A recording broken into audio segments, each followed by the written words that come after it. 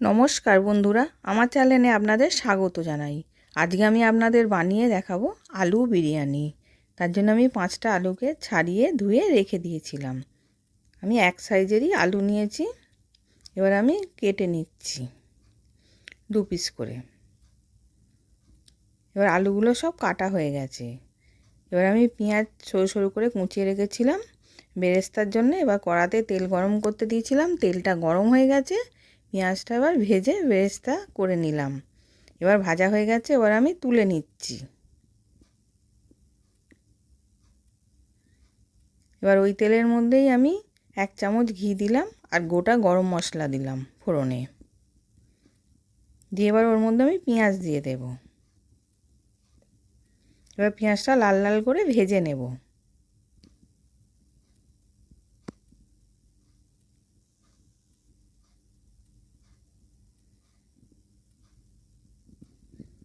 এবার পেঁয়াজটা লাল লাল করে ভাজা হয়ে গেছে। এবার ওর মধ্যে আমি মশলা দিয়ে দেব। রসুন পেস্ট দিলাম 1 চামচ, আদা পেস্ট দিলাম আর লঙ্কা পেস্ট দিলাম দিয়ে এবার সব ভালো করে কষিয়ে নেব।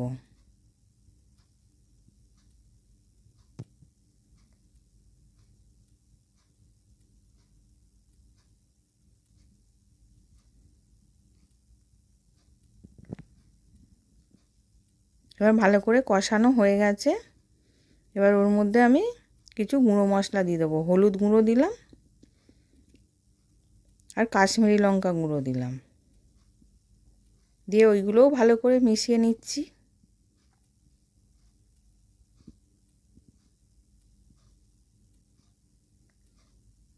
এবার ওইগুলো ভালো করে মেশানো হয়ে গেছে। এবার আমি ওতে পরিমাণ মতো জল দিয়ে দিলাম।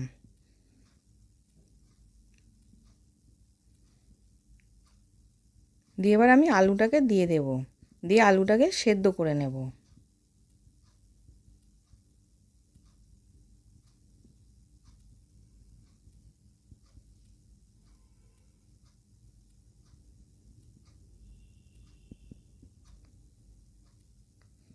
এবার ওর মধ্যে স্বাদ অনুযায়ী নুন দিলাম, 2 চামচ টক দই দিয়ে দিলাম দিয়ে ওটাকেও মিশিয়ে নিচ্ছি।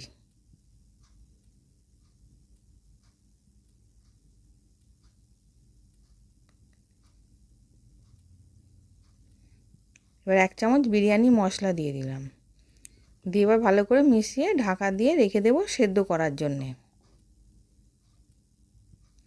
এবার আলুটা সেদ্ধ হয়ে গেছে আর গ্রেভিটাও এরকম রেখেছি, খুব বেশিও নয় খুব কমও নয় গ্রেভিটা। এবার আমি বিরিয়ানির চালটাকে আধ ঘন্টা আগে ভিজিয়ে রেখে দিয়েছিলাম। এবার আধ ঘন্টা পর এবার আমি গরম জল বসিয়েছিলাম, জলটা গরম হয়ে গেছে। এবার ওতে গোটা মশলা দিলাম দিয়ে চালটাকে দিয়ে দিলাম দিয়ে ওর মধ্যে 1 চামচ সাদা তেল দিলাম আর ওতে পরিমাণ মতো নুন দিয়ে দিলাম দিয়ে এবার ভাতটাকে করে নেব।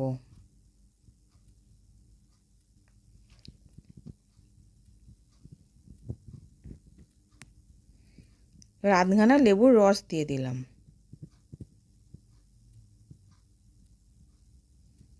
এবার ভাতটা হয়ে গেছে, আমি ছেঁকে রেখে দেব। এবার ছেঁকে রেখে দিয়েছি। এদিকে গ্যাসের মধ্যে একটা চাটু বসিয়েছিলাম, বসিয়ে ওর মধ্যে হাঁড়িটা চাপিয়ে দিলাম বিরিয়ানিটা দম দেব বলে। দমে 10 মিনিট রেখে দেব। এবার ওই ঘি দিলাম, ঘি ব্রাশ করে নিয়েছি। এবার আমি ওর মধ্যে ভাতটা কিছুটা দিয়ে দিলাম দিয়ে বিরিয়ানি মশলা দিলাম, পেঁয়াজ বেরেস্তা দিলাম। এবার আলুগুলোকে সাজিয়ে দিচ্ছি।